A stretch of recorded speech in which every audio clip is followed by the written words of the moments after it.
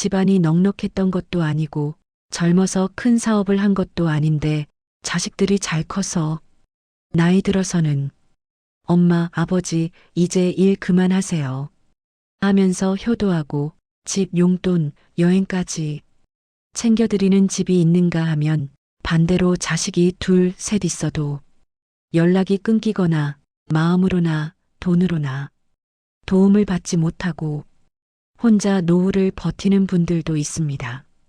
참 신기하지 않습니까? 같은 부모인데 같은 시대를 살아왔는데 어떤 부모는 노후에 자식 덕을 참 많이 봅니다. 또 어떤 부모는 자식이 있어도 자식 없는 것처럼 삽니다. 왜 이런 차이가 생길까요? 사주에서는 이걸 자식운, 자녀운의 구조로 설명합니다. 오늘 이 영상에서는 자식운이 강한 사주의 특징, 이런 사주가 실제 인생에서 어떻게 나타나는지, 그리고 자식운이 좋더라도 꼭 조심해야 할 점까지 함께 이야기해 보겠습니다. 자식운은 사주에서 여러 요소로 봅니다. 첫째, 식상입니다. 식신, 상관이라고 부르는 식상은 내가 밖으로 뻗어나가는 에너지이자 자식, 작품, 결과물을 의미합니다. 식상이 튼튼하면 내 몸에서 나온 것들이 잘 나온다고 보기도 하죠. 예를 들어볼까요? 나무가 열매를 맺듯이 부모가 자식을 낳는 겁니다. 그 열매가 싱싱하고 튼튼하면 나무도 건강하다는 증거입니다. 식상이 바로 그런 역할을 합니다. 둘째, 재성입니다. 자식이 곧 재산이 되는 경우도 많습니다. 식상이 재성을 생하고 재성이 안정되면 자식이 나에게 재복을 가져다 준다라고 풀어볼 수 있습니다. 이게 무슨 뜻이냐면 자식을 통해서 내 인생의 물질적 풍요가 채워진다는 겁니다. 자식이 잘 되면 부모에게 용돈도 드리고 집도 사드리고 여행도 보내드리지 않습니까? 그게 바로 재성의 흐름입니다. 셋째, 일간과 자식 자리의 관계입니다. 사주팔자에서 일간, 그러니까 나와 자식에 해당하는 지지, 십성의 관계가 부드럽고 잘 통하면 부모와 자식 간의 소통, 인연, 정이 좋은 편입니다. 이걸 쉽게 설명하면 부모와 자식이 서로 기운이 맞아떨어진다는 겁니다. 대화가 잘 통하고 마음이 잘 통하고 서로 이해하는 관계죠. 그런 사주는 자연스럽게 자식운이 강하게 나타납니다. 정리하면 이렇습니다. 식상, 재성이 적당히 잘 배치되어 있고 부모인 일간과 충돌이 심하지 않은 사주는 자식운이 강한 사주라고 볼 수 있습니다. 그렇다면 이제 실제로 어떤 특징으로 나타나는지 구체적으로 살펴보겠습니다. 사주 이론만 알아서는 쓸모가 없습니다. 현실에서 어떻게 드러나는지 그걸 알아야 진짜 내 사주를 이해할 수 있죠. 첫 번째 특징은 자식이 스스로 잘 크는 사주입니다. 공부하라 말 안 해도 자기 할 것 하는 아이들, 가정 형편이 넉넉지 않았는데도 알아서 장학금, 아르바이트, 자기 길을 만들어가는 자녀들, 어릴 땐 말도 안 듣는 것 같았는데 커서 보니 사람 됐다, 철 들었다 소리 듣는 자녀들. 이런 부모님들의 사주를 보면 식상이 너무 약하지 않고 자식 자리와 일간의 관계가 부드럽게 연결되어 있는 경우가 많습니다. 사주적으로 풀면 이렇습니다. 식상이 막혀 있지 않아서 자식의 재능 발현이 자연스럽고 부모의 기운이 자식을 과도하게 누르거나 짓누르지 않기 때문에 자식이 내 힘으로 뭔가 해보겠다는 마음을 갖게 되는 구조입니다. 이게 참 중요합니다. 부모가 너무 강하게 자식을 억압하면 자식의 식상이 막힙니다. 그럼 자식은 자기 길을 못 찾아요. 부모 눈치만 보고 부모가 원하는 길만 가려고 하죠. 그런데 자식운이 강한 사주는 그런 억압이 없습니다. 부모가 적당히 놓아주고 자식은 알아서 자기 길을 찾아갑니다. 그래서 이 사주는 젊을 때는 부모가 고생을 하지만 나중에는 자식이 알아서 부모를 챙기는 패턴이 잘 나타납니다. 부모가 젊을 때 모든 걸 다 해주지 않아도 자식이 커서 부모에게 돌려주는 겁니다. 이게 바로 자식운이 강한 사주의 첫 번째 특징입니다. 자식운이 강한 사주의 첫 번째 특징을 좀 더 깊이 들어가 보겠습니다. 자식이 스스로 잘 크는 것, 이게 정확히 무슨 의미일까요? 부모가 특별히 무엇을 많이 해주지 않아도 자식이 알아서 자기 길을 찾습니다. 주변에서 이런 경우 본 적 있으실 겁니다. 형편이 그리 넉넉하지 않은데 아이가 알아서 공부해서 좋은 대학에 갑니다. 부모는 학원 보낼 돈도 없었는데 아이가 도서관 가서 공부하고 인터넷 강의 찾아보고 스스로 길을 만들어요. 또는 집안이 어려우니까 대학 가면서 아르바이트하고 장학금 받아서 부모에게 손 안 벌립니다. 심지어 용돈을 거꾸로 드리는 자식도 있죠. 이런 자식들의 부모 사주를 보면 공통점이 있습니다. 식상이 너무 약하지도 너무 강하지도 않습니다. 적당히 균형이 잡혀 있어요. 식상이 너무 약하면 자식이 힘이 없습니다. 의지가 약하고 자기 주도성이 떨어지죠. 반대로 식상이 너무 강하면 자식이 너무 제멋대로입니다. 부모 말을 안 듣고 자기 맘대로만 하려고 해요. 그런데 자식운이 강한 사주는 그 중간입니다. 자식에게 적당한 힘이 있고 적당한 독립심이 있습니다. 그래서 부모가 모든 걸 다 챙겨주지 않아도 자기가 알아서 합니다. 또 하나 중요한 게 있습니다. 부모의 기운이 자식을 짓누르지 않는다는 겁니다. 사주에서 일간이 너무 강하면 자식을 억압할 수 있어요. 내 뜻대로 살아라, 내가 시키는 대로 해라, 이런 식으로 자식을 통제하죠. 그럼 자식은 숨이 막힙니다. 자기 길을 못 찾아요. 그런데 자식운이 강한 사주는 부모가 자식을 소유물로 보지 않습니다. 자식을 하나의 독립된 인격체로 봅니다. 그래서 적당히 놓아줍니다. 내가 하고 싶은 걸 해봐, 내 길을 찾아봐, 이렇게 말하죠. 그럼 자식은 자유롭게 자랍니다. 실수도 하고 넘어지기도 하지만 그 과정에서 배웁니다. 그리고 결국 자기 길을 찾아요. 이게 참 신기한 게 부모가 덜 간섭할수록 자식이 더 잘 큽니다. 물론 방치하라는 게 아닙니다. 필요할 때는 도와주되 자식이 스스로 할 수 있는 건 맡기는 겁니다. 그런 부모 밑에서 자란 자식은 어릴 땐 말도 안 듣는 것 같고 제멋대로인 것 같아도 커서는 철이 듭니다. 왜냐하면 스스로 생각하는 힘이 있으니까요. 부모가 시켜서 한 게 아니라 자기가 선택해서 한 거니까 책임감도 강합니다. 그래서 이런 자식들은 나중에 부모를 챙깁니다. 부모가 나를 믿어줬으니까 나도 부모를 챙겨야지, 이런 마음이 자연스럽게 생기는 겁니다. 자식운이 강한 사주는 젊을 때는 부모가 고생합니다. 다른 집 애들은 부모가 다 해주는데 우리 집은 아이가 알아서 하니까요. 혹시 내가 부모 노릇을 못하는 건 아닐까, 이런 생각도 들 수 있어요. 그런데 나중에 보면 그게 아니었습니다. 자식이 다 컸을 때 오히려 그 아이들이 더 훌륭하게 자라 있습니다. 그리고 부모에게 은혜를 갚습니다. 엄마 아빠가 나를 믿어줘서 고마웠어. 내가 하고 싶은 걸 하게 해줘서 감사했어. 이렇게 말하면서 부모를 챙기죠. 이게 바로 자식이 스스로 잘 크는 사주의 핵심입니다. 부모가 모든 걸 다 해주지 않아도 자식이 알아서 잘 크고 나중에 부모에게 돌려주는 그런 구조입니다. 그래서 자식운이 강한 사주는 단순히 자식 잘 된다가 아니라 부모와 자식의 관계가 건강하게 유지된다는 뜻이기도 합니다. 서로 의존하는 관계가 아니라 서로 존중하는 관계죠. 그런 관계에서 자란 자식이 노년에 부모를 진심으로 챙깁니다. 의무감이 아니라 진짜 마음으로요. 이제 두 번째 특징입니다. 노년의 자식 덕을 실제로 보는 것, 말 그대로입니다.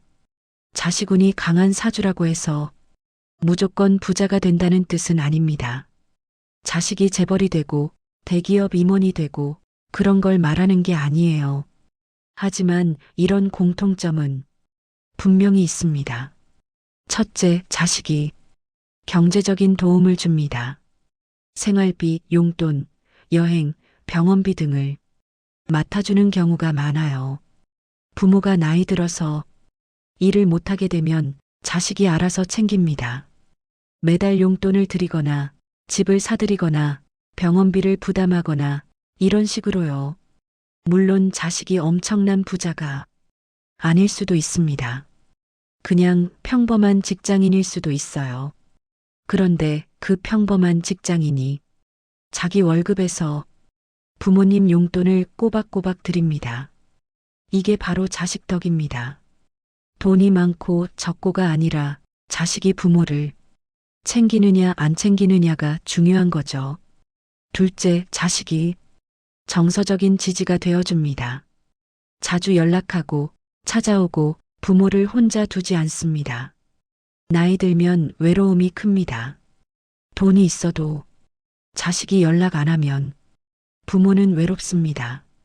그런데 자식운이 강한 사주는 자식이 부모를 자주 찾아옵니다. 전화도 자주 하고 명절이나 생일에 꼭 찾아오고 부모가 아프면 달려옵니다. 이게 얼마나 큰 복인지 아십니까? 돈으로 살 수 없는 복입니다. 자식이 있어도 연락 한 통 없고 얼굴 한 번 안 보는 부모도 많습니다. 그런데 자식운이 강한 사주는 자식이 부모를 마음으로 챙깁니다. 셋째, 자식이 결정적인 순간에 부모 편에 서줍니다. 병원, 요양 문제, 상속, 집 문제 등 인생의 큰 갈림길에서 부모 입장을 이해하고 도와주는 자녀입니다. 예를 들어볼까요? 부모가 나이 들어 병원에 입원했습니다. 자식이 여럿인데 다들 바쁘다고 안 옵니다. 그런데 자식운이 강한 부모는 자식들이 알아서 분담합니다. 형은 병원비 맡고 동생은 간병 맡고 이렇게 협력하죠. 또는 부모가 집을 팔아야 하는데 자식들이 반대합니다. 상속 받을 게 없어진다고요. 그런데 자식운이 강한 부모는 자식들이 부모 뜻을 존중합니다. 부모님이 필요하시면 파세요. 우리는 상관없어요. 이렇게 말하죠. 이런 차이가 노년의 삶의 질을 결정합니다. 돈이 많아도 자식이 부모를 외면하면 노후는 불행합니다. 돈이 적어도 자식이 부모를 챙기면 노후는 행복합니다. 자식운이 강한 사주는 바로 이런 복을 타고난 겁니다. 사주적으로 보면 이런 부모님들은 특히 말년 대운에서 식상, 재성의 흐름이 부드럽게 들어오는 구조가 많습니다. 쉽게 설명하면 이렇습니다. 젊을 때는 부모가 자식에게 더 많이 베풉니다. 키우고 가르치고 돌보죠.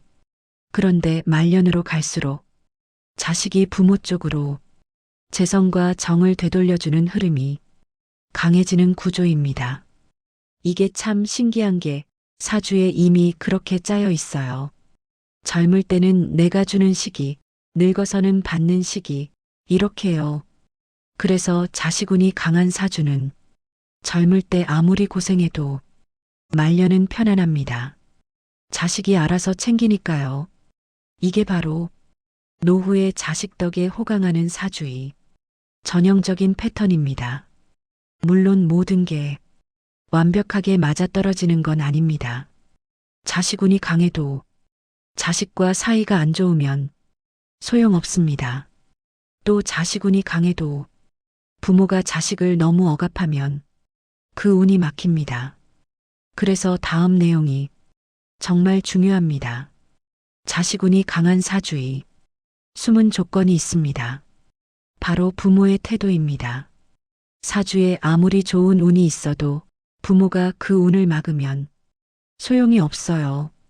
반대로 사주에 자식운이 좀 약해도 부모가 잘하면 그 운을 살릴 수 있습니다.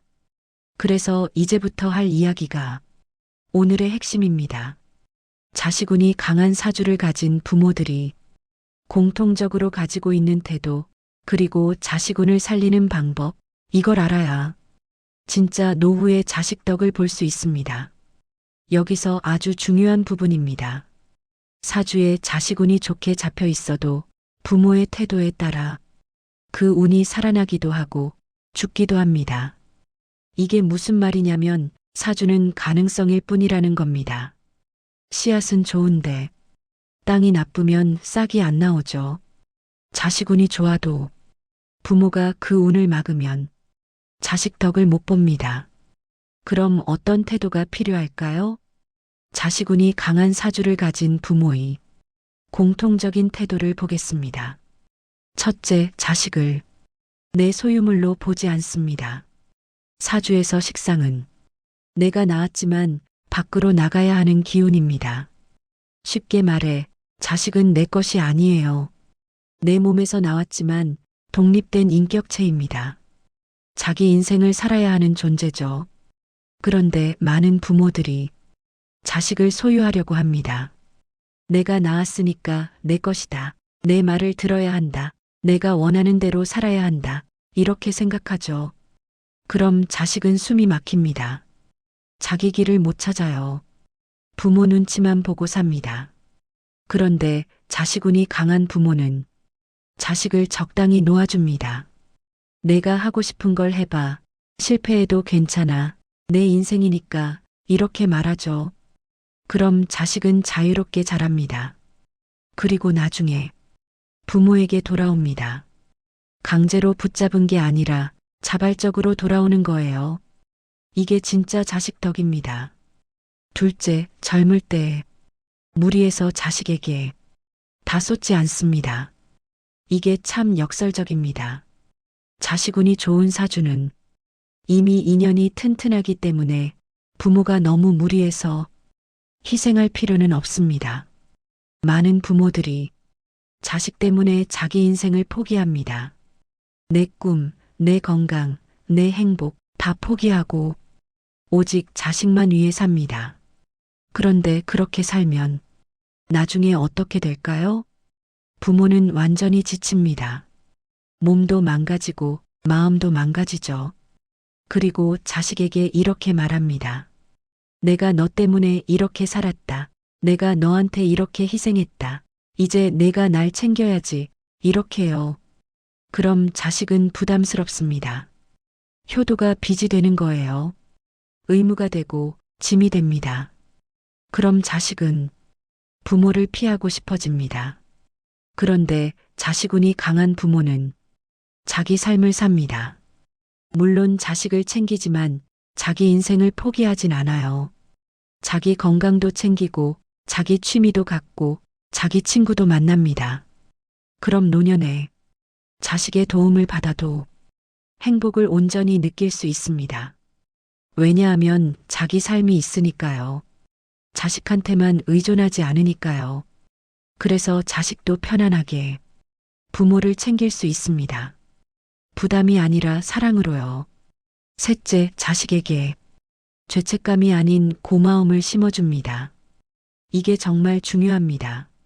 많은 부모들이 자식에게 죄책감을 심습니다. 내가 너 때문에 이렇게 고생했다. 내가 너 때문에 이렇게 희생했다. 이런 말을 자주 합니다. 그럼 자식은 죄책감을 느껴요. 내가 태어나서 죄송합니다. 이런 마음이 생깁니다.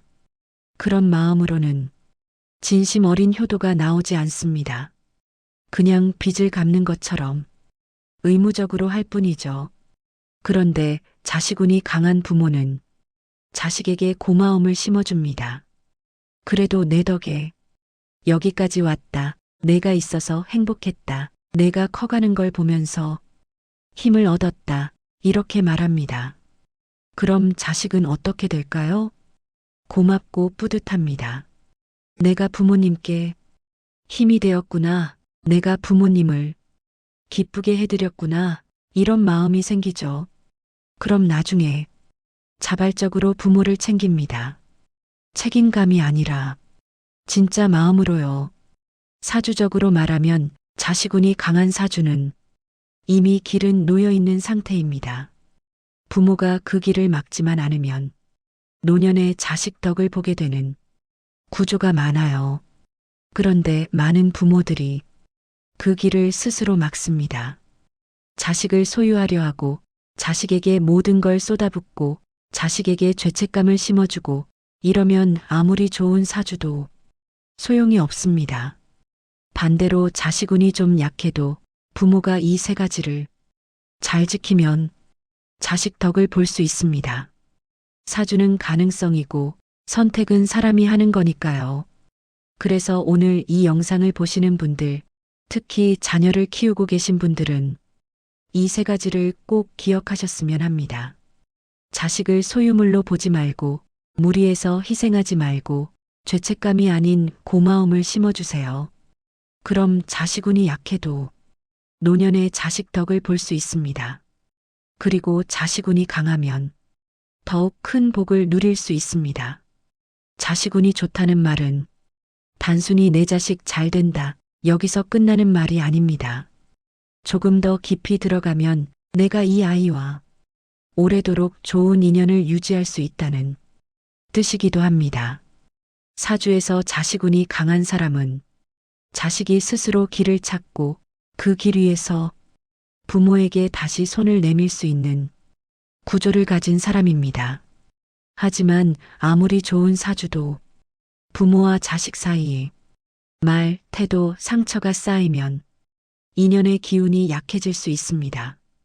사주는 가능성을 보여줄 뿐 그 가능성을 현실로 만드는 건 결국 사람입니다. 매일매일의 작은 선택들, 오늘 자식에게 건넨 말 한마디, 오늘 자식을 대하는 태도 하나, 이런 것들이 모여서 노후의 복을 만듭니다. 그래서 마지막으로 이렇게 정리하고 싶습니다. 자식운이 강한 사주는 결국 관계를 잘 키우면 노년에 자식 덕에 호강할 수 있는 사주입니다. 이미 자식운을 타고나셨다면 지금부터는 그 인연이 더 따뜻해지도록 말 한마디 태도 하나를 조금 더 아껴 썼으면 좋겠습니다. 자식을 내 소유물로 보지 말고 무리하게 희생하지 말고 죄책감이 아닌 고마움을 심어주세요. 그럼 자식은 자연스럽게 부모 곁으로 돌아옵니다. 강제로 붙잡은 게 아니라 마음으로 돌아오는 겁니다. 노후에 자식 덕에 호강하는 사주, 그건 먼 미래의 복이면서 오늘의 작은 선택들로 천천히 채워가는 복이기도 합니다. 오늘 영상이 여러분의 노후에 그리고 자식과의 관계에 작은 도움이 되었으면 좋겠습니다. 좋아요, 구독해 주시고 좋은 복 많이 받아가시기 바랍니다.